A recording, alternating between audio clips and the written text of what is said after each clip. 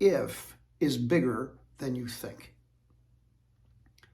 It's the smallest word. I mean, of course, it's just 2 letters, but yet at the same time, it's probably one of the words or the word that has the greatest amount of consequences in life that will go overlooked. Most individuals, they don't really look at the word if. Children don't really hear that their parents said if.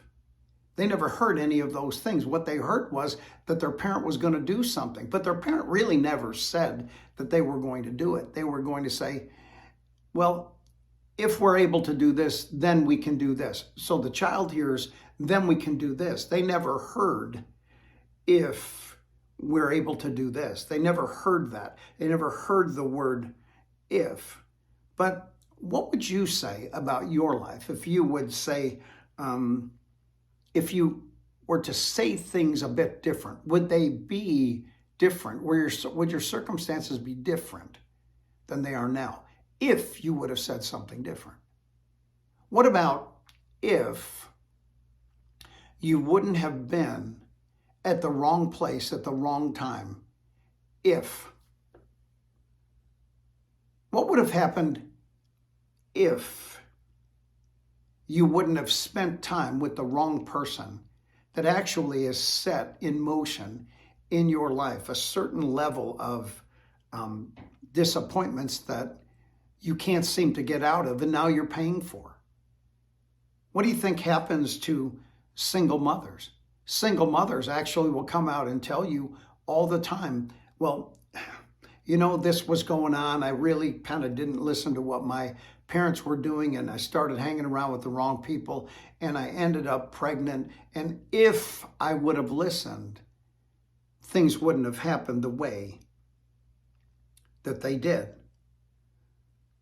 It's interesting, but the word if, what the word if does is that it introduces a condition. If, well, if you do this, you get this. That's the reason why Christianity does not really care for the whole idea of if you hearken diligently to the voice. Now, if also, it's something that's granted at a certain time under certain conditions. If. Synonyms to the word if are provided that. Providing that this happens. Another thing is presuming that something happens, or supposing that, or assuming that something happens. That's the word if. Now, why is that so important to us? Because whether we realize this or not, as believers in Jesus Christ, now once you receive Jesus Christ as the Lord of your life, once you actually get into God's family, that takes care of your eternity. But the word if is what takes care of your present life. If is everywhere. You're rewarded if. You actually get a paycheck if. That's what's so difficult right now, because the government is paying people who don't ever even think about the word if. But know this in truth, is that every relationship has rules both to enter it and to remain within it. It's interesting to me that people prepare when they want to get into a relationship, but they don't continue to prepare in order to be able to remain in that relationship. They start out so strong, they start out so wonderful, but yet at the same time, they don't finish that way.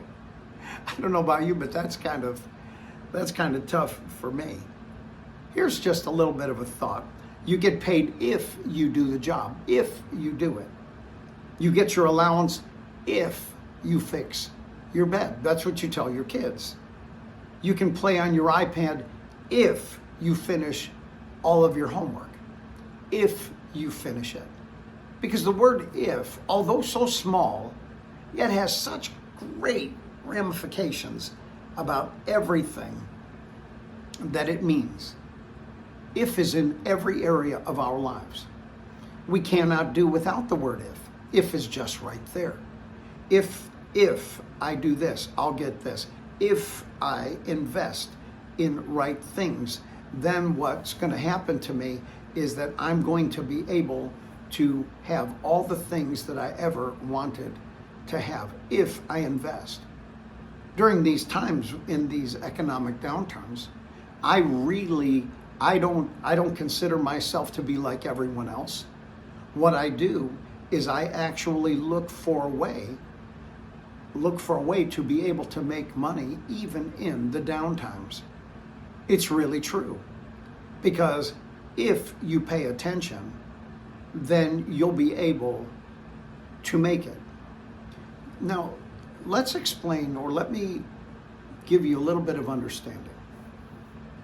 Once you come to Christ in your life, once again, He takes care of everything that is eternal for you. But the rest of your life is really determined whether or not you actually fulfill the rest of the requirements to be able to be rewarded. If. Now, everything's provided for us, but there's an if that goes on the end of it all the time. So here's just some thoughts about Jesus. Here's some 4 points that I want to give you about the word if.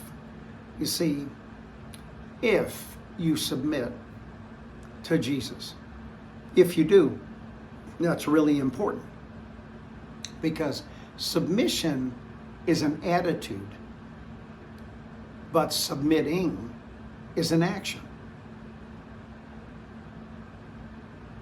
The girls, all over the place, they're being beaten up by feminism by saying that, when asked, what really is your job?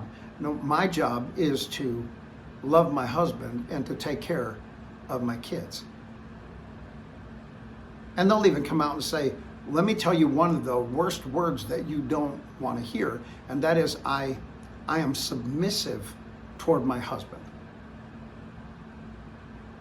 I actually even heard a girl say that, why in the world would you be submissive to your boss in the workplace for a paycheck, but you wouldn't see you being a wife as a job, and that you have performance on that job and you have submission on that job, the same way you have it at your boss at the office, because you're paid real well, and your boss wants to sleep with you in a healthy way.